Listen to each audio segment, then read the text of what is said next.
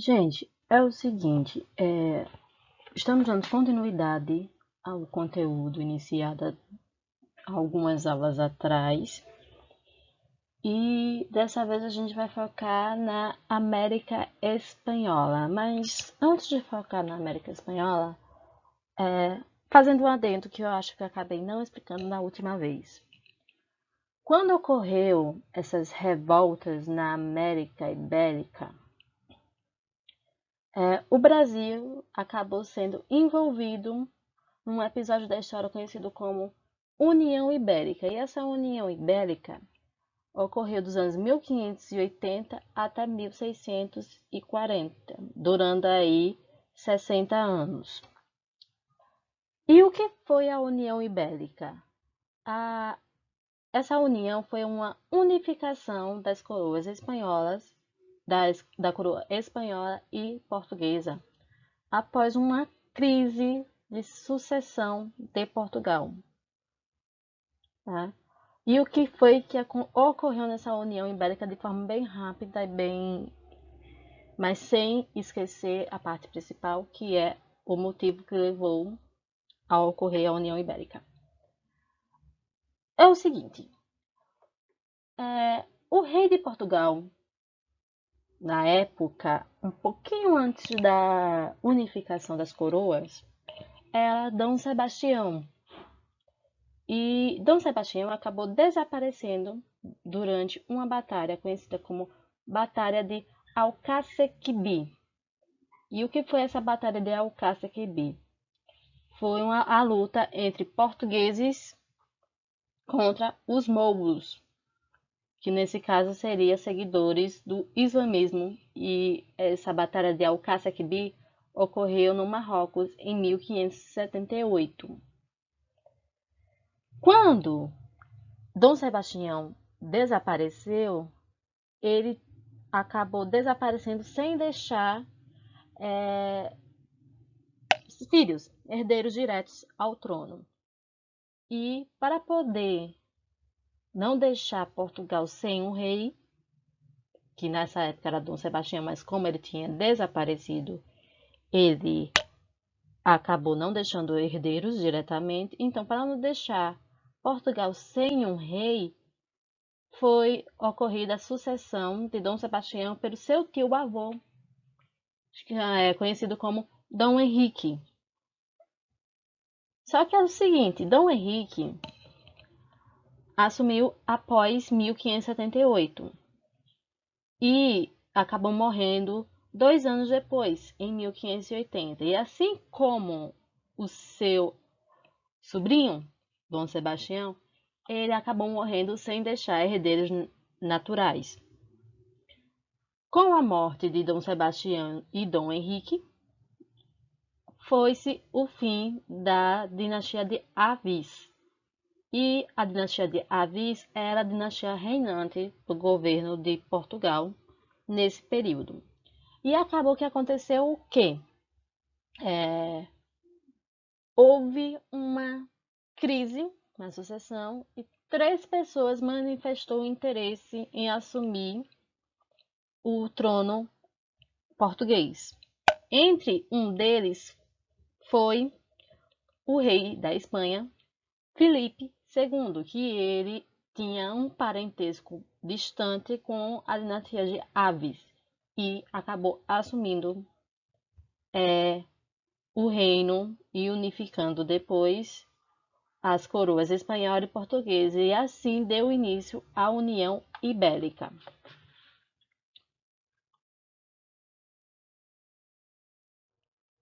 Após essa breve explanação sobre a União Ibérica e por que o tema que a gente está estudando é revoltas na América Ibérica, e tem a questão da divisão entre América Portuguesa e América Espanhola, nós vamos focar agora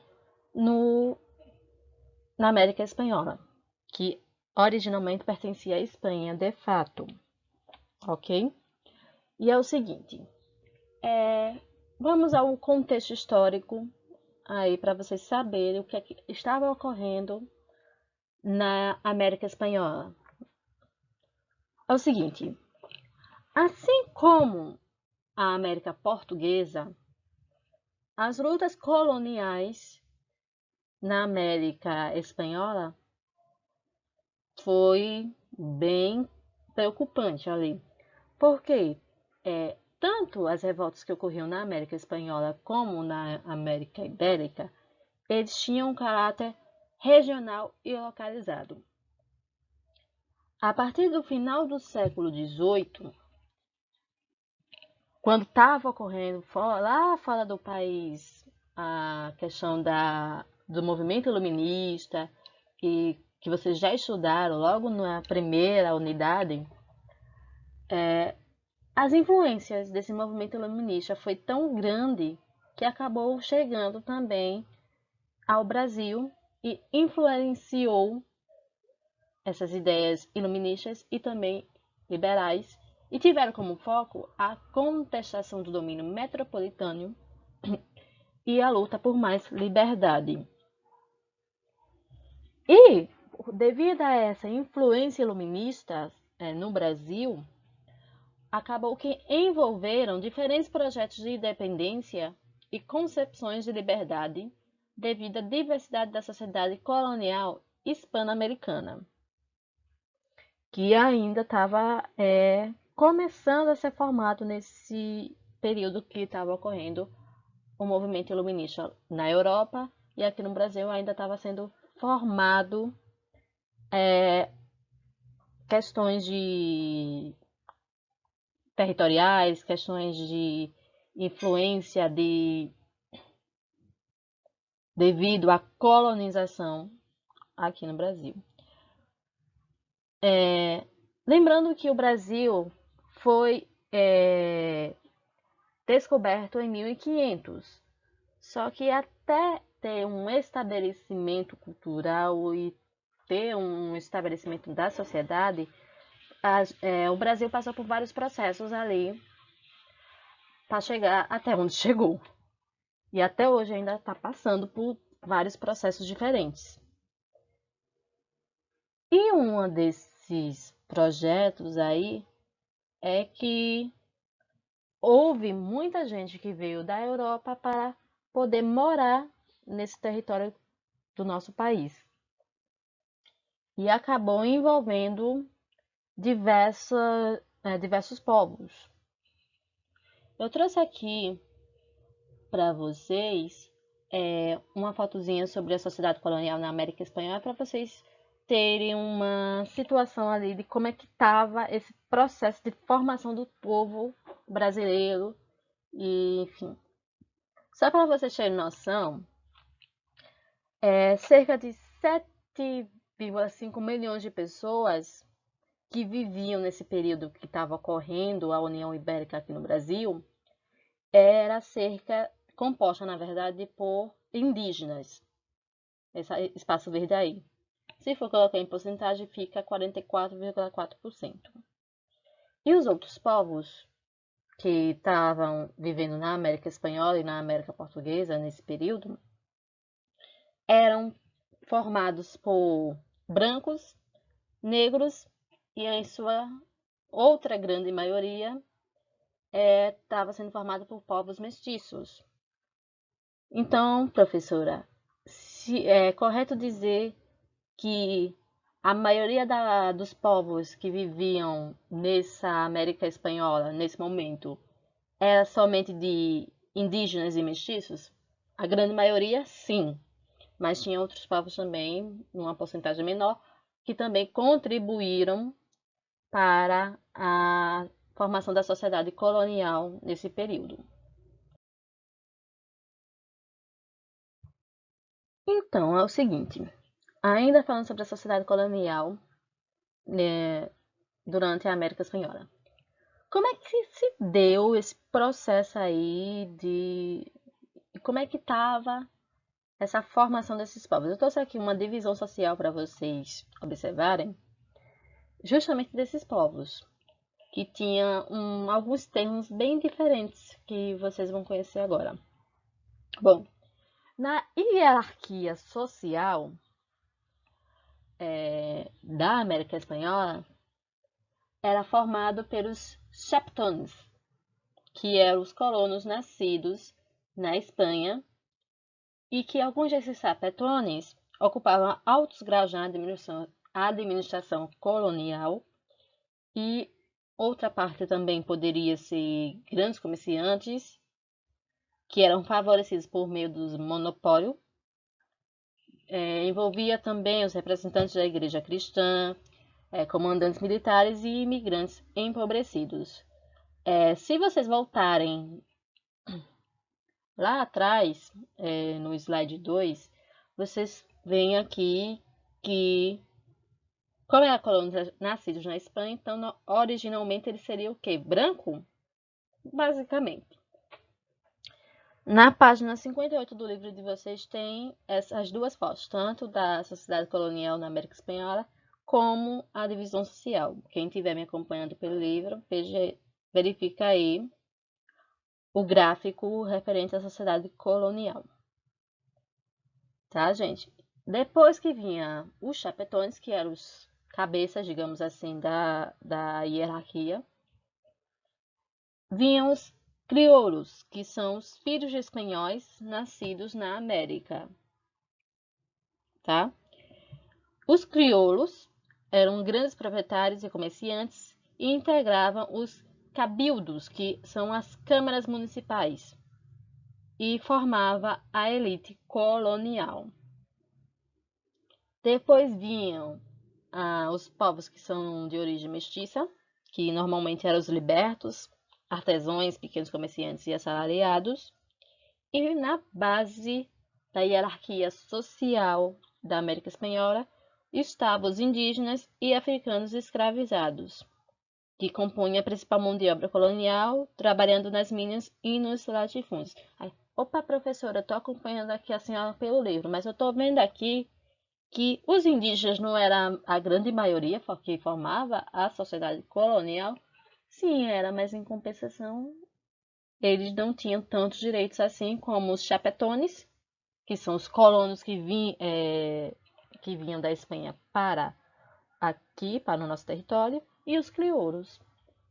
Apesar de ser grande maioria das que formava a sociedade colonial, eles eram os que tinham menos direitos nessa divisão social aí. E ainda falando acerca dessa divisão aí, que para eles poderia estar justa, mas para o nosso pensamento atualmente é totalmente injusto. Dentro da elite crioula, havia divergências de interesses entre eles. Os chapetones, que são os colonos, não desejavam romper o domínio colonial. Eles, na verdade, queriam manter o domínio. Já os crioulos, a elite crioula, optava pela independência. E o que aconteceu? Embora a elite crioula se identificasse um pouco mais com os chapetones do que com as outras camadas da população, acabava que também se opunha no que dizia respeito ao domínio metropolitano. E o que ocorreu devido a isto? Muitos movimentos populares na América Espanhola acabou não tendo sucesso por causa dessa oposição da elite crioula. E acabou que os crioulos temiam que ocorressem mudanças sociais mais profundas, afetando os interesses e a posição da elite colonial. Eu trouxe aqui um mapa para vocês sobre as principais rebeliões ibero-americanas entre os séculos 16 a 19, para vocês verificarem.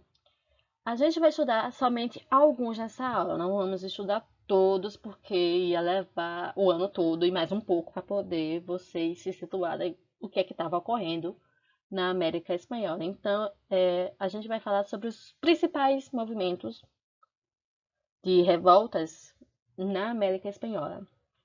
Esse mapa aqui mostra, por exemplo, que ao longo dos séculos ocorreram inúmeras lutas de resistência entre os indígenas e dos africanos escravizados, que faziam parte da base hierárquica social. Aqui tem algumas rebeliões significativas, incluindo as revoltas de descendentes ibéricos. Por exemplo, vindo mais para essa parte aqui, já indo em direção como se fosse a Bolívia, enfim, Chile, Argentina, por aí, que também fazia parte da América Espanhola, tiveram revoltas como a Revolta dos Estancos, que ocorreu em Quito, teve a Revolta de San Felipe Fuerte, em 1740, teve a Revolta de Juan Francisco León, São Lourenço, Córdoba, Orizaba, em 1609, São Domingos, que foi a Revolução dos Escravizados, em 1791 a 1804, houve a Insurreição dos Negros, que ocorreu na Jamaica, em 1735, teve também a revolta em Cuba, dos vegueiros cubanos, e entre outros. Apesar de eu ter citado essas inúmeras revoltas aí que ocorreu ao longo dos tempos, entre o século XVI a XIX, como eu falei para vocês, a gente só vai focar em alguns nessa aula. E uma das primeiras reuniões que vai ser focadas é a rebelião de Tupac Amaru, que ocorreu em 1780. E o que foi que ocorreu nessa rebelião aí de Tupac Amaru?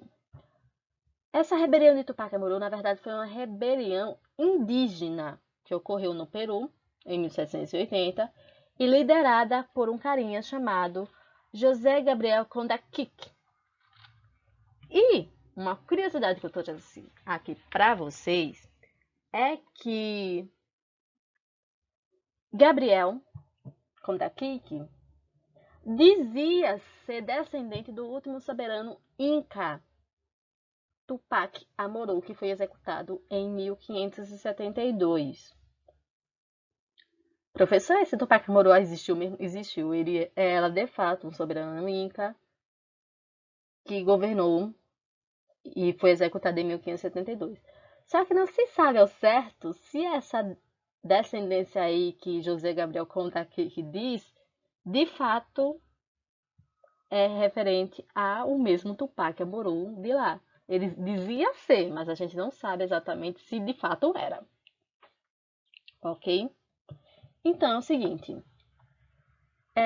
José Gabriel prometeu restaurar o antigo Império Inca e passou a usar o nome de Tupac Amaru II, que foi como ficou conhecido. Mas ele ficou mais conhecido como Tupac Amaru do que Tupac Amaru II, tá? E esse novo Tupac Amaru lançou um numeroso exército indígena contra os espanhóis e a elite crioula em toda a região andina. Só que apesar dele ter lançado esse exército, ele acabou depois ficando capturado, tá, gente? E por que ele lançou essa revolta na região do Andes? Porque na região dos Andes, a subordinação indígena era realizada pelos colonizadores por meio da aliança com os curacas. E quem são os curacas, professora? Os curacas é o termo dado para os chefes das aldeias incas, lembrando que tinham o nome de Ailus. Eita, pelo amor de Deus, professora, deu a confundida aí geral na sua cabeça agora. Então vamos lá, só para relembrar E para descomplicar, as aldeias indígenas incas eram conhecidas como Ailus, ok? E os culacas era o termo inca dado para os chefes dessas aldeias. Deu para dar uma melhorada? Eu acho que sim, tá? Enfim, e os culacas, o que é que aconteceu? Eles acabavam oferecendo privilégios e parte dos tributos arrecadados dentro dos Ailus, ou seja, dentro das aldeias. Em 1780, no vice-reino do Peru, teve início uma revolta em reação aos impostos cobrados pelos corregedores, que é as autoridades metropolitanas.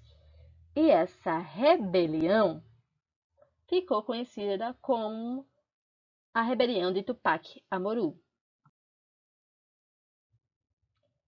Bom, o desenrolar dessa rebelião de Amaru aí, como vocês falaram, só para dar uma recapitulada básica. José Gabriel Kondrakic, adotou o nome de Tupac Amaru II, tá? Ele obteve o apoio dos crioulos na luta contra os corregedores. Lembrando que os crioulos, eles eram alguns tinham privilégios, na verdade, né? Então, apesar de ter divergências, ele tinha alguns privilégios e ao mesmo tempo que ele tinha privilégios, ele também tinha nessa divisão da elite crioura, eles tinham a divergência de interesses. Bom, além de obter o apoio dos crioulos, acabou que ele obteve também o apoio de dezenas de milhares de indígenas, mestiços, escravizados e alguns colonos empobrecidos, o que acabou fortalecendo ainda mais essa rebelião. Ok? Ó, e o que é que Tupac Amaru defendia ao longo dessa rebelião aí? Enfim, ele defendia a completa abolição das obrigações de sujeição e trabalho. Mas é o seguinte, Kondrakic, ele não era uma pessoa simplesinha não, minha gente. Ele era uma pessoa estudada, muito estudada para os padrões da época. Ele estudou na Universidade de São Marcos, em Lima, e por isso ele foi influenciado pelas ideias do iluminismo. Ok? Ele era casado e a sua esposa, que tinha o nome de Micaela Bastidas, e muitas das vezes ficou responsável por administrar e organizar parte dos rebeldes. Enquanto Gabriel Kondrakic Tupac Amaru, vamos usar esse nome, né, que é mais chamativo, porque ele preferia ser chamado assim. Enquanto Tupac Amaru ia para a luta, ele deixava a sua esposa e seus filhos em casa e simplesmente ia lutar e a sua esposa ficava responsável por administrar e organizar o exército restante dos rebeldes que ficava, tá? Nesse caso, Micaela Bastidas teve um papel fundamental no decorrer ali desse conflito e ao final da luta aconteceu uma coisa bem interessante que além de muitas vezes ela ficar responsável por administrar e organizar os rebeldes, ela também de vez em quando marchava para a luta. Uma dessas marchas que ela ela sitiou junto com o exército rebelde a cidade de Cusco e conseguiu dominar essa cidade junto com o exército ali. de Tupac Amaru II. O que aconteceu ainda mais? Acabou que o movimento, essa rebelião de Amaru, radicalizou e acabou colocando em risco a ordem colonial. Os corregedores e os políticos, enfim, não gostou nem um pouco dessa situação e acabou a elite crioura, que também apoiava, acabou que devido aos jogos de interesses deles, né, começou a ficar com uma oposição ao movimento e também a oposição de alguns dos curacas. E acabou que Tupac Amaru II foi perseguido pelas forças coloniais, sendo capturado e preso, assim como Micaela Bastidas e seus filhos. Em 18 de maio de 1781, Kondakik, Tupac Amaru II e Micaela foram executados na Praça Central de Cusco, que era a antiga capital do Império Inca.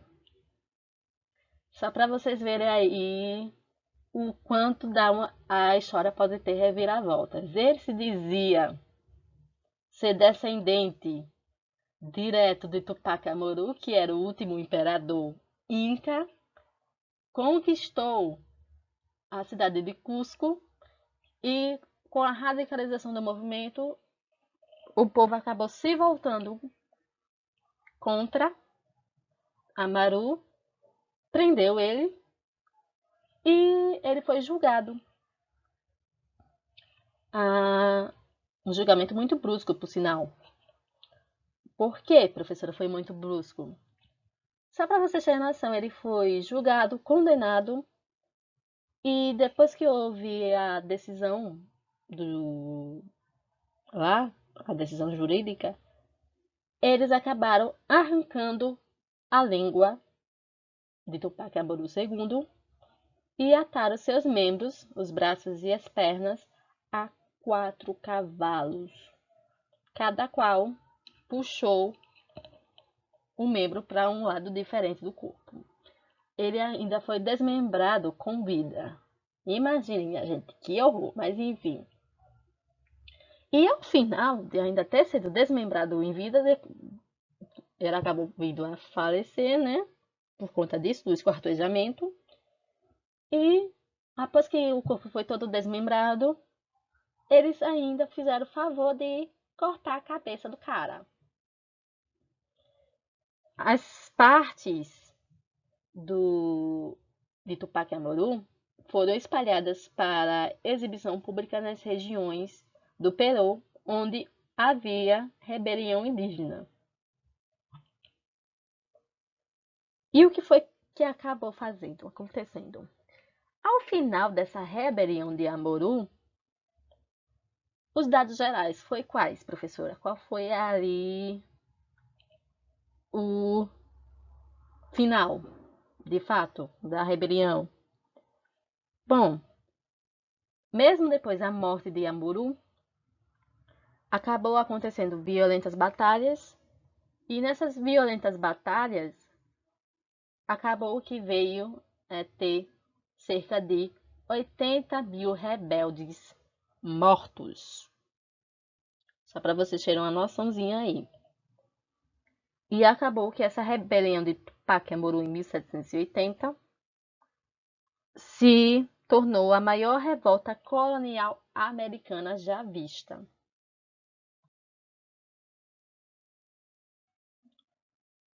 Gente, além do movimento e a rebelião de Tupac Amaru, a outra rebelião, outro movimento que a gente vai ver nessa aula é o movimento comuneiro, que ocorreu em 1781, um ano depois da rebelião de Tupac Amaru. E onde foi que ocorreu esse movimento? Ocorreu no vice-reinado de Nova Granada, onde as encomiendas e a mita abalaram as antigas bases da vida comunitária. Gente, vocês viram no passado comigo ou com os outros professores de vocês, que as encomiendas e a mita eram espécies de impostos que tinham no Império Inca, Azteca, enfim. Tá, gente? E como é que abalou tanto assim a vida comunitária indígena? Acabou que as encomiendas e a mita levou diversos grupos a se dispensar pelas fazendas dos encomendeiros. Além disso, quase todos os produtos consumidos na colônia eram excessivamente taxados, principalmente se fosse a cachaça ou o tabaco. A cachaça também é chamada de aguardente. Se vocês verem aí o termo aguardente, é porque é a famosa cachaça aí, viu, gente? Em 1680, o decreto de novos impostos motivou manifestações em vários povoados. E nesses vários povoados tinham pequenos agricultores, tinham comerciantes e também havia a elite proprietária que acabou aderindo às contestações, tá? A população indígena acabou começando a perseguir os coletores de impostos e saqueou e destruiu também várias propriedades metropolitanas ao longo dessa perseguição a esses coletores. Em abril de 1781, os revoltosos proclamaram uma junta de governo chamada El Comum. Por isso que a denominação Movimento Comuneiro devido a essa junta aí de governo, conhecida como El Comum. E o que é que acontecia nesse El Comum? Algumas pessoas da elite crioula tiveram destaque no movimento. Por exemplo, um deles, que fazia parte da elite crioula, que se destacou, foi o general Juan Francisco de Berbeu, que é esse carinha... Oh, não, gente, desculpa. Aqui é outra pessoa, que também é relacionado.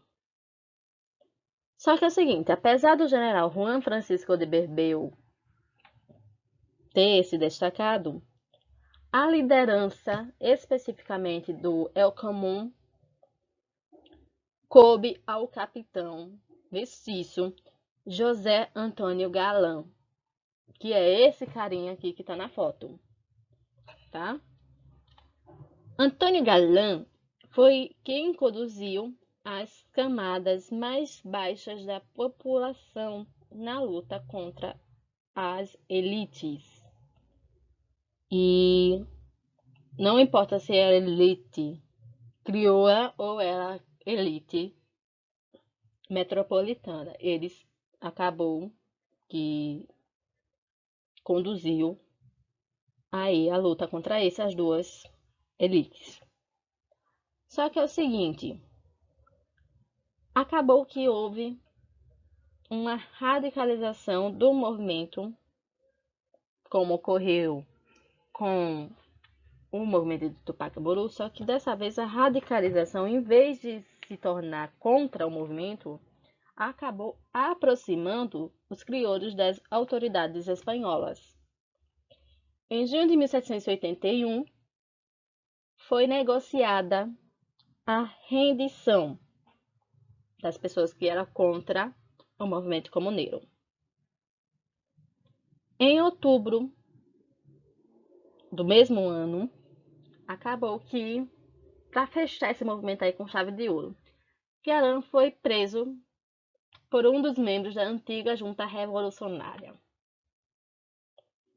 Mas poxa, professora, não era a junta revolucionária que foi proclamada pelos revoltosos? Sim, foi. E o José Antônio Galán não fez parte dessa junta? Sim, fez. Só que, digamos aí que teve uma espécie de invejinha dos participantes que estavam lá, que faziam parte da junta do governo, contra Galã, porque ele teve um domínio muito grande. E o que foi que aconteceu? Acabou que, apesar de ter feito uma radicalização que aproximou os crioulos das autoridades espanholas, como vocês sabem, a elite crioula tinha divergências de pensamentos entre essa camada. Então, muita gente apoiou o José Antônio Galán, mas teve muita gente que, com a aproximação das autoridades, que ainda não... e visando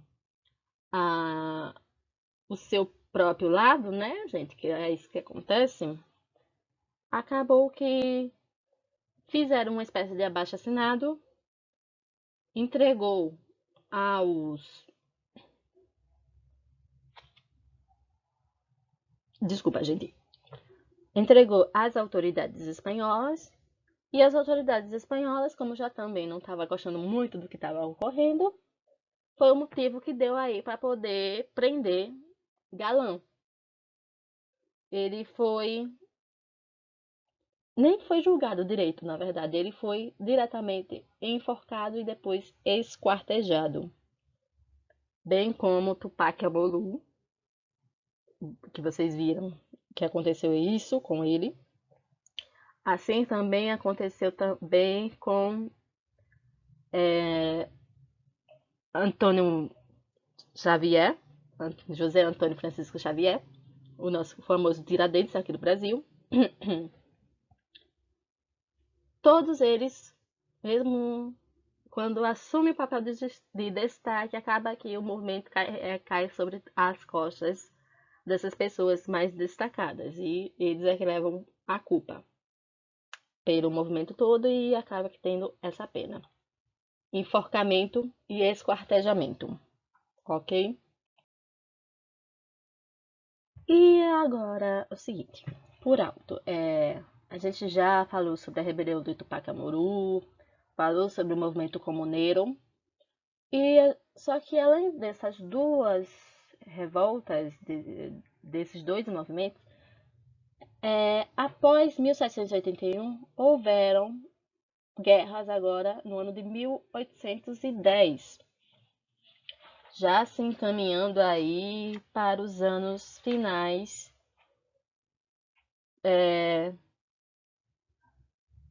da União Ibérica, já se encaminhando para os anos finais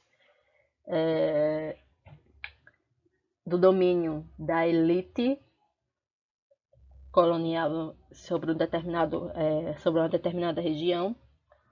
Ocorreu várias guerras em 1810 que também fizeram parte aí dessas rebeliões. Eu trouxe aqui alguns para vocês, dessas guerras de 1810, tá, gente? Bom, vemos aqui, por exemplo, a Revolução de Maio. E o que foi aí essa Revolução de Maio? Onde foi que ocorreu? A Revolução de Maio ocorreu no vice-reinado do Rio da Prata, que é onde hoje está o país que a gente conhece como Argentina. Tá? E o resultado final foi a independência, que acabou sendo proclamada. A outra guerra que eu trouxe também, que ocorreu em 1810, foi alguns levantes populares. Em que locais foram esses levantes populares? Temos, por exemplo, levantes populares no vice-reinado de Nova Granada, que é onde hoje fica a Colômbia, e na capitania geral da Venezuela, bem como o vice-reinado da Nova Espanha, que era o antigo nome dado ao México. Quem é que ficou envolvido nesses levantes populares? O Exército Libertador de Simón Bolívar e a população local. Professor, quem foi Simón Bolívar aí, hein? Bom, Simão Bolívar foi nada mais e nada menos que o Marte, o cara que lutou com unhas e dentes para conseguir que várias cidades aí, cidades e países da nossa América do Sul, conseguisse ser libertada do domínio da Espanha, fazendo assim com que tivesse um regime mais democrático e mais justo, segundo o pensamento dele, seria esse, ok? E quais foram os motivos que levaram a ocorrer esses levantes populares? Gente, os motivos foi nada mais e nada menos que esses levantes populares deram início ao processo de independência dos espanhóis. Foi assim um estopim para deixar a Espanha, o reino da Espanha deixar de ter o domínio sobre terras que fora do seu local, do seu local original. Ok, gente? É o seguinte, a Espanha acabou enfrentando várias crises e acabou que afrouxou também o controle das colônias, que no caso é o que aconteceu aqui na América do Sul. Tinha colônias espanholas fora da Espanha, fora da metrópole. E isso acabou permitindo que os crioulos ocupassem cargos políticos no governo colonial. Quando a Espanha veio se tocar ali, veio perceber o quanto o domínio deles tinha sido afrouxado, eles convocaram de forma imediata uma assembleia chamada Assembleia de Cádiz, no ano de 1810. E essa Assembleia foi convocada para dar à monarquia um regime constitucional, para poder, dessa forma, acabar com um absolutismo monárquico. A Revolução de Cádiz, a Assembleia de Cádiz, acabou trazendo a aprovação da Constituição em 1812.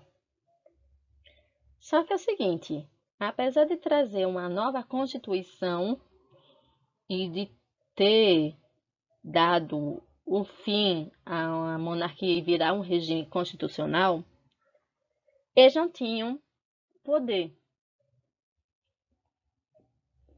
Quer dizer, de ter tinha, mas era bem pouco.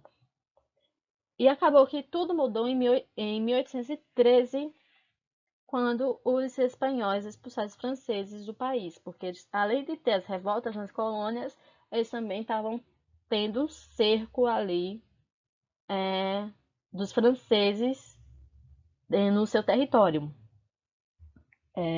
E acabou que, para poder expulsar os franceses, que estavam no processo de expansão territorial, os espanhóis tiveram que ter ajuda do exército inglês e do exército português.